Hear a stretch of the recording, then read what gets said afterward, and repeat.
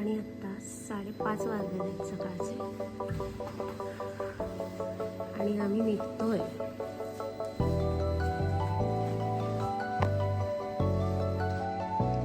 आणि नेहमीप्रमाणे आम्ही निघायला आणि हा पाऊस चालू झाला. चला. आमचा हा दिवे आगारचा व्हिडिओ पूर्ण बघा, तुम्हाला नक्कीच आवडेल आणि खूप मजा सुद्धा येईल.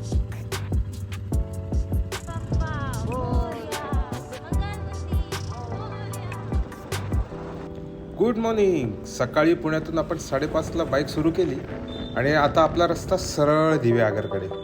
घाट, वळणं, समुद्राची आस. आजचा दिवस पूर्णपणे कोकण राईडसाठी. मग मंडळी, आम्ही सकाळी पुण्यातून निघालो, तेही पावसात. घाटात धुकं, हलकीशी थंडी आणि पावसाने ओली झालेली झाडं. अशा वातावरणात कोकण ट्रिपची सुरुवात झाली. मग काय, राईड आपोआपच स्पेशल. रस्ते बोलत नाहीत, पण प्रत्येक वळणावर नवीन कथा लिहून जातात. जिथे मन शांत होतं तिथे पोचणं म्हणजेच खरा प्रवास.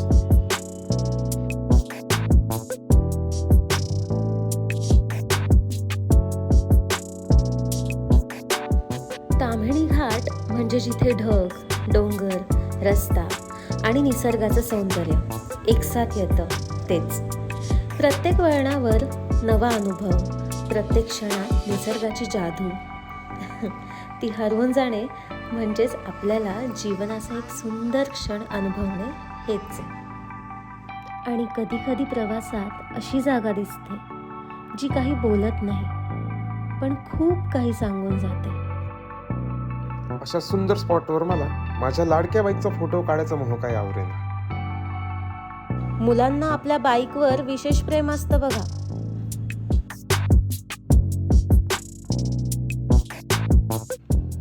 ओहो, आता तुम्हीच सांगा कसा आलाय फोटो. कधी कधी आपण ज्या ठिकाणासाठी निघतो तिथे पोचणं काही एवढं महत्वाचं नसतं, पण महत्वाचं असतं ते वाटेत येणारे मोमेंट्स.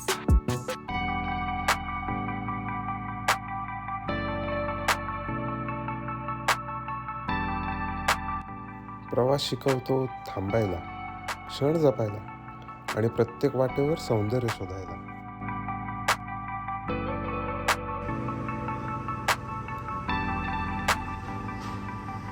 माणगाव क्रॉस करून आपण नाश्त्यासाठी थांबलोय.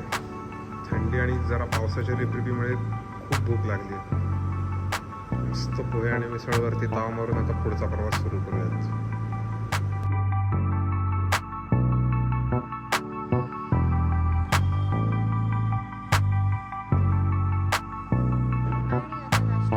आम्ही पुन्हा निघतोय दिव्यागरला.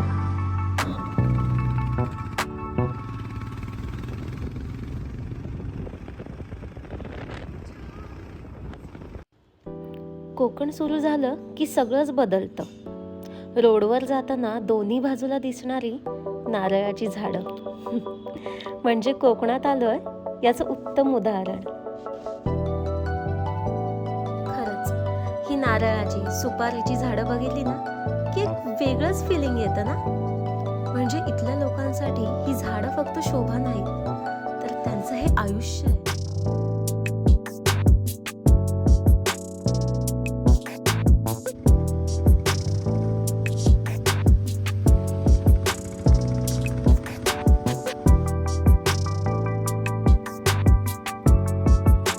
आणि फायनली आपण आपल्या होमस्टेवर पोहोचलेलो आहोत.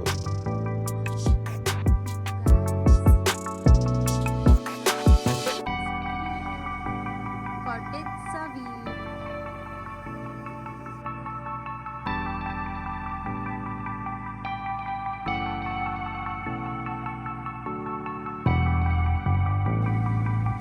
रूमवर सामान टाकून आता आपण भटकंतीला सुरुवात करूयात.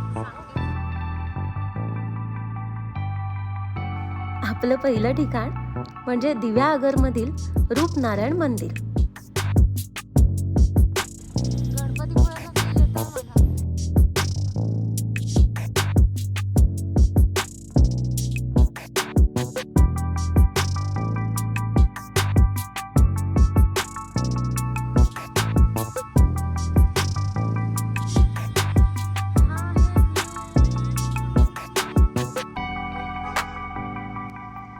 एक गोष्ट मला इथली खूप आवडली, मंदिराचं बांधकाम. लाल दगड म्हणजे आपल्या कोकणातला चिरा वापरलाय. दिसायला एकदम साधं, सिंपल, सुंदर.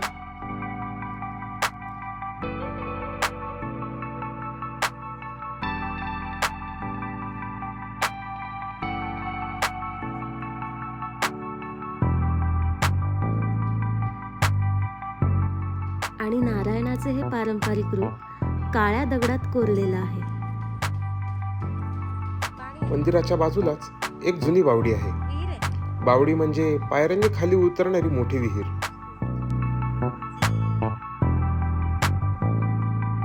फोटोसाठी एकदम जबरदस्त लोकेशन.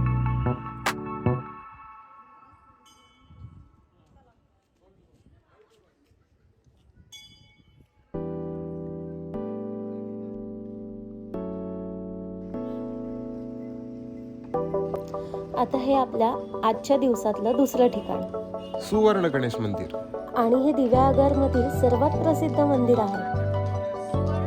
आणि इथली खास गोष्ट म्हणजे इथली जी गणपतीची मूर्ती आहे ना, ती सोन्याची मूर्ती आहे. पूर्ण 24 कॅरेट शुद्ध सोनं.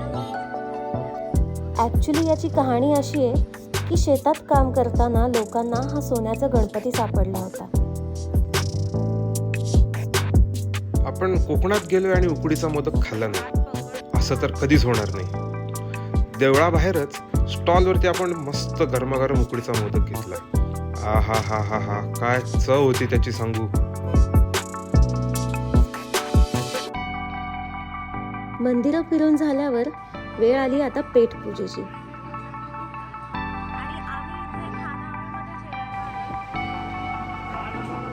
मॅडम आपल्या जेवणाची वाट बघतात. खूप वेट करून आता तुम्हाला प्लेटमध्ये बघूनच कळत असेल की काय चव असेल त्याला. आ हा हा हा, सुरमई थाळी आणि पॉपलेट थाळी. आणि बघा काय योगायोग आहे, आम्ही जेवायला बसलो होतो त्याच्या समोरच एक घर आहे आणि त्याचं नाव श्रीतेज आहे. म्हणजे आपल्या चॅनलचं नाव सुद्धा तेच आहे. किती मस्त ना, लय भारी वाटला.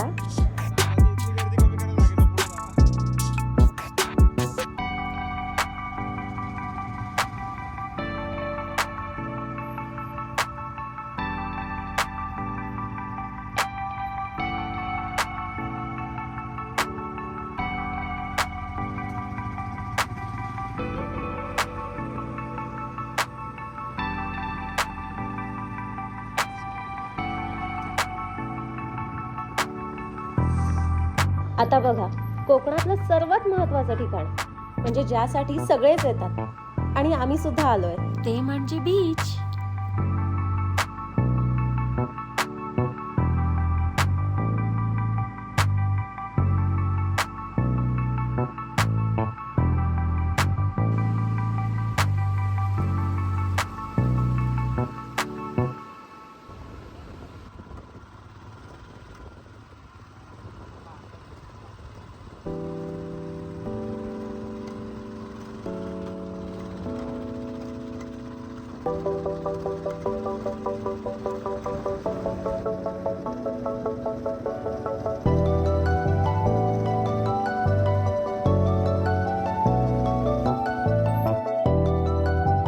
पुण्यापासूनचा प्रवास आणि जरा इथली तिथली ठिकाणं बघून आता वेळ आली आहे आराम करायची.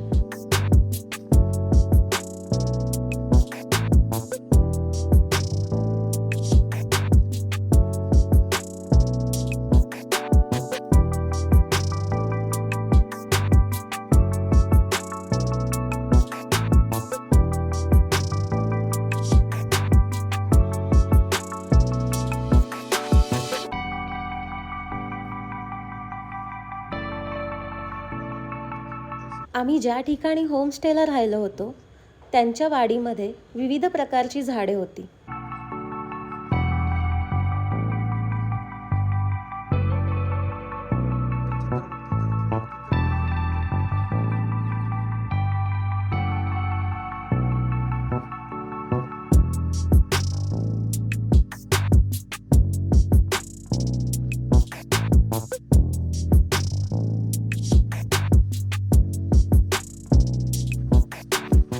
आम्ही वेगवेगळी झाडं पाहत होतो.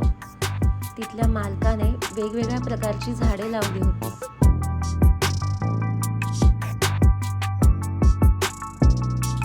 दादांनी आता आपल्याला त्यांच्या परस बागेतली किंवा बागेतली फ्रेश केळी दिलीत खायला. जी दिसत आहेत हिरवी, पण आम्ही खातोय आता. ती प्रचंड गोड आणि पिकलेली केळी आहे. हे बघा, आम्ही आता तीच खातोय. दादांनी दिलेत आपल्याला. आणि या केळीच्या बागा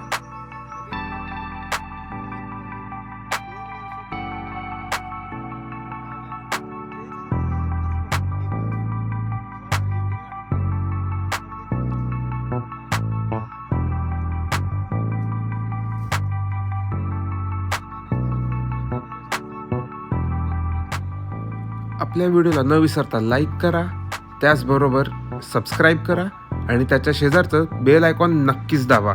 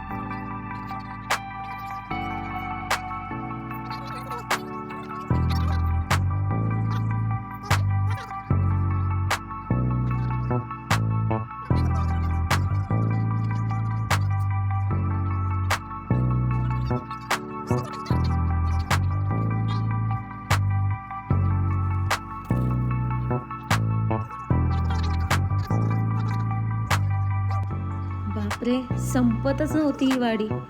एवढी भली मोठी वाडी फिरून आम्ही दमलो बाबा.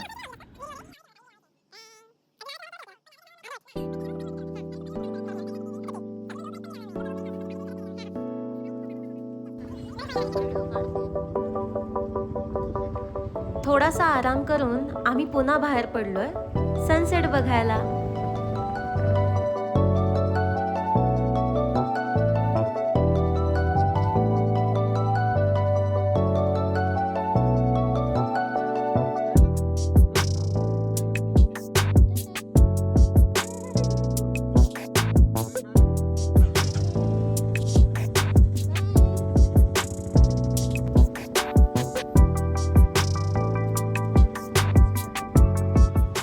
आणि बघा, जाता जाता वाटेत केवढ्या बोटी दिसल्या आम्हाला.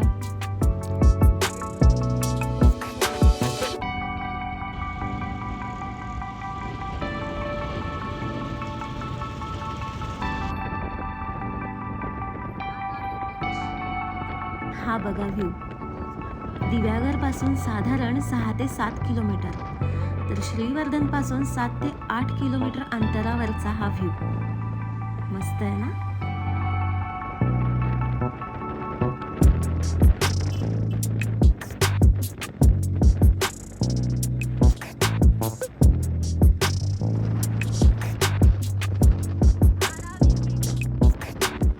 अतिशय शांत, स्वच्छ आणि अजिबात गर्दी नसलेला हा बीच म्हणजे आरावी बीच. हा कोकणातील सर्वात लोकप्रिय बीचपैकी एक आहे.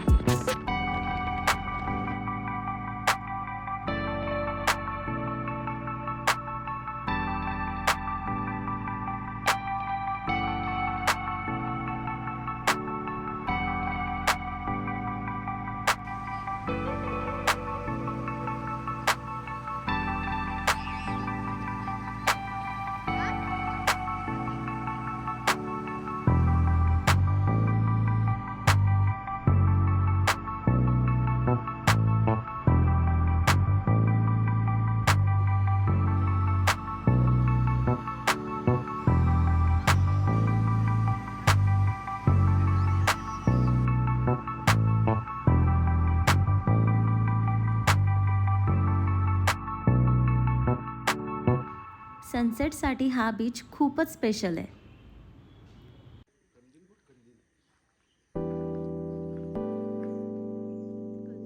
घ्या, व्हिडिओच्या सुरुवातीला म्हणल्याप्रमाणे नेहमीप्रमाणे आम्ही निघायला आणि पाऊस सुरू व्हायला एकच वेळ. Good morning friends. आमचा दिव्याघरमधला आज दुसरा दिवस आहे आणि आम्ही चाललो फिश मार्केट बघायला. चला आपणही जाऊया. तिकडे फिशचं ऑप्शन्स होतात, जसे हरणे आली बाकी ठिकाणी होतात तसे इकडे फिशचं ऑप्शन्स होतात. तसे ऑप्शन्स बघायला जाऊ. चला.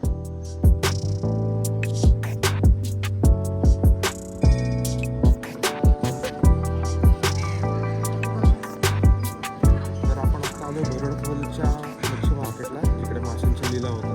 चला आपण तो लिलाव बघूया.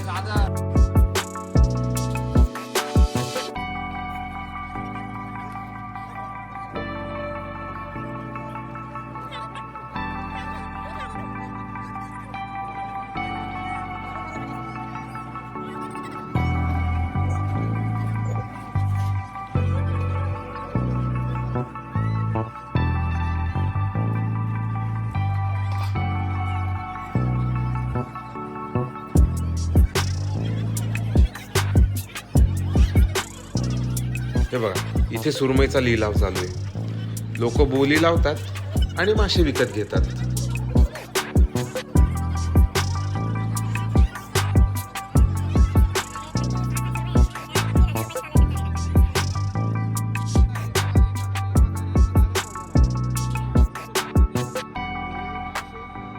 इथे प्रॉन्सचा लिलाव चालू आहे.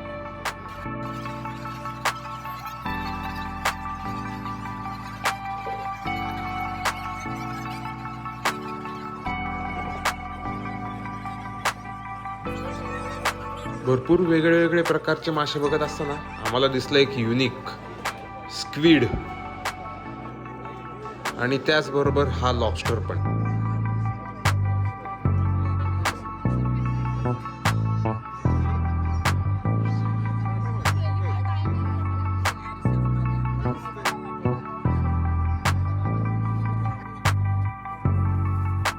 आपण कोकणात गेलोय आणि सुकी मच्छी घेतली नाही असं होणारच नाही.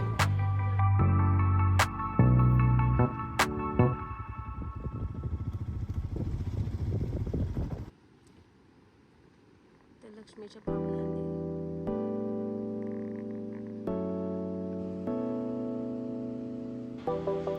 ब्रेकफास्ट करायचा म्हणून आपण परत आरवी बीचला आलो. काय मस्त स्पॉट मिळाला होता. हा हा हा हा.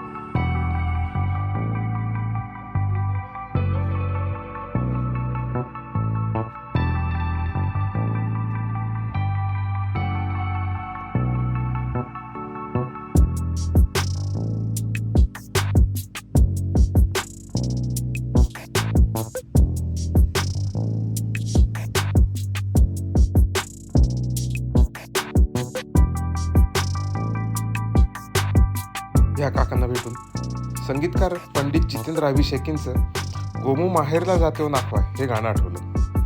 त्याच्यातली काही वाक्य आहेत. कोकणची माणसं साधी भोळी, काळजात त्यांच्या भरली शहाळी. हे एकदम तंतोतंत जुळून येत होतं या काकांसाठी. हे बघा, हा बीच आहे आणि बीचच्या समोरच इथे नाश्ता सेंटर आणि खूप छान आहे ते काका सुद्धा. तर तुम्ही या आणि इथे भेट द्या आणि मस्त इथे बीचच्या समोरच खायला बसायचं. खूप छान मजा येते, खूप छान वाटतं.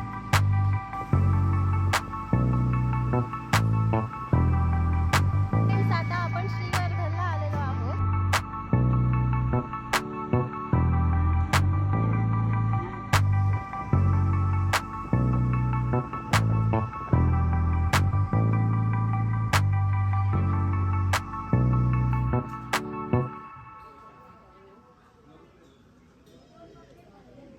आमचं आजचं जेवण बघा.